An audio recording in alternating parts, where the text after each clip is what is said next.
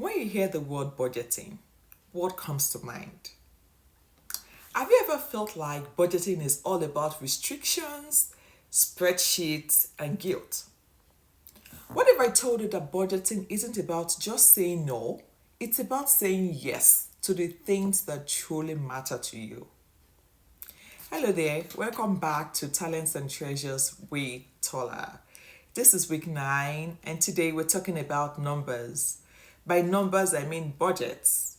What is a budget? A budget is simply a plan for your money. It's not about limiting your choices, it's about making sure that your money works for you and not against you. Budgeting is the process of planning, tracking, and managing your income and expenses to ensure financial stability and to achieve your financial goals. I find it very interesting when people say that they don't budget. Governments, businesses, organizations, even churches, they take budgets very seriously. Jesus said in Luke 14:28, "For which of you intending to build a tower does not first sit down and count the cost, whether he has enough to finish it?" While this Bible verse applies to counting your cost to follow Jesus, there is also a literal meaning of estimating before taking action. So don't just wing it, plan for it. Before you start to spend that money, plan for it. Crunch those numbers. Many people avoid budgeting for various reasons, often due to misconceptions, fear, or just lack of financial literacy. I'll talk about some common reasons why people avoid budgeting and solutions to overcome them. Number one excuse that people give. People say, "I barely have enough to cover my expenses. I live from month to month." So what's the point of budgeting? Well, budgeting helps stretch your income and identify unnecessary expenses.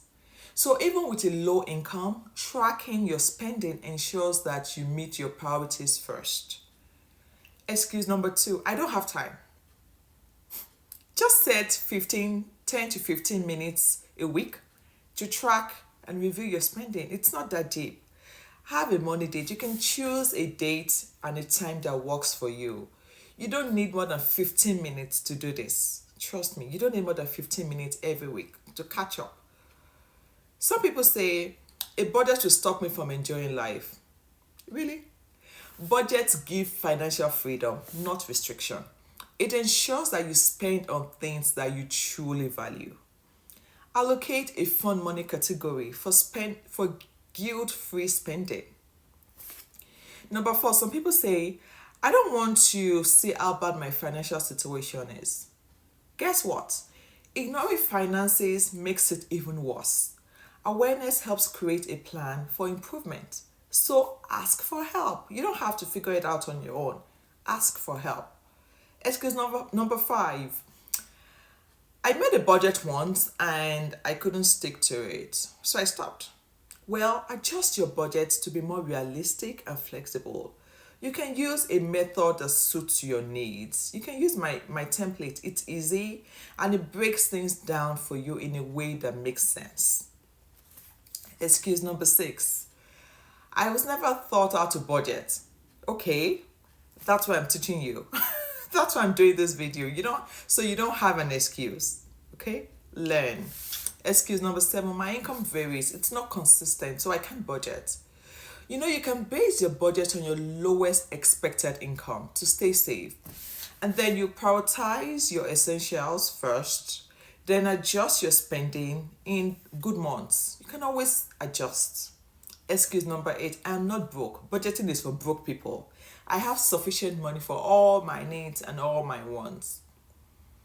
Budgeting helps allocate your resources more efficiently so that you can do even much more with your money. Budgeting is not about limiting yourself. It's about taking control of your money and making it work for you. So please start small and stay flexible. You can use a system that fits your lifestyle. I started budgeting actively a few years ago, And what I would do is that I would simply list out my income and all my expenses. But then I realized that I needed my budget to do much more for me. I wanted it to show me at a glance how I was allocating my money. So I decided to create a simple and effective way to budget, which I call the planned bucket method. Remember in week 6, when we spoke about expenses, I categorized expenses into 5 categories. The planned bucket method is simply allocating your money into those 5 categories.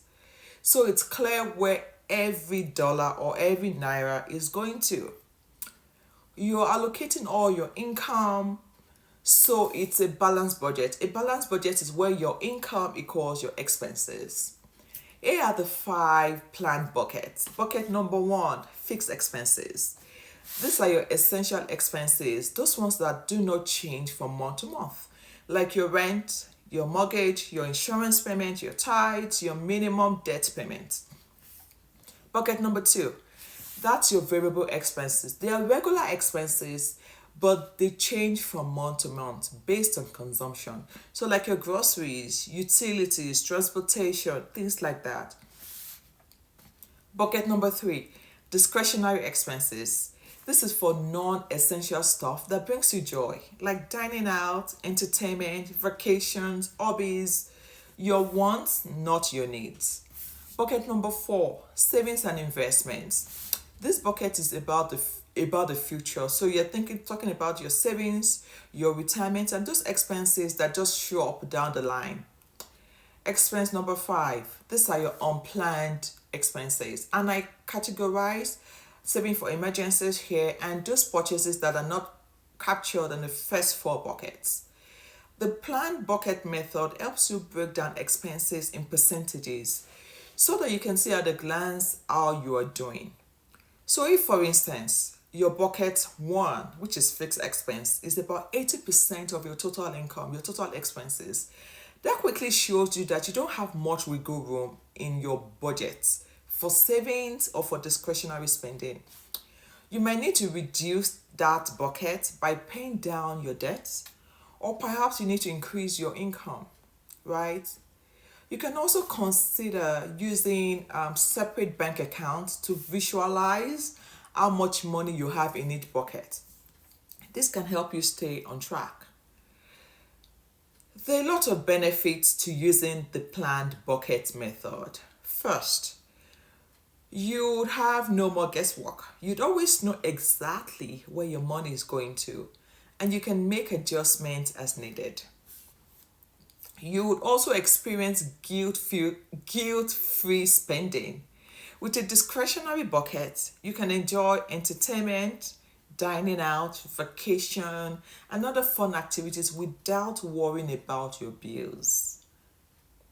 Another huge benefit is that you'll be prepared for the unexpected. Life happens sometimes, but with a dedicated bucket for unexpected expenses, you won't have to dip into your savings and you won't have to go into debt when something unexpected comes up. And the best part of using this method is that this method can help you achieve your goals faster. So whether you're working on paying down your debt, you're working to build an emergency fund, or you want to invest for the future, budgeting and using this method gives you structure to ensure that that happens. Finally, please remember to review and adjust your budget every month or every pay period. Ensure that you're adjusting it. Your life and your goals can change, so it's important that you keep your budget flexible.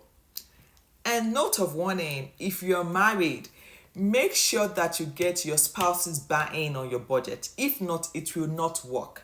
Ensure that you and your spouse that you are on the same page. Okay? If you like my planned bucket method and you would like me to share my template with you, just put the word budget in the comment section and I'll be sure to send it your way. Until next time, stay focused, stay consistent, and stay empowered. Thank you.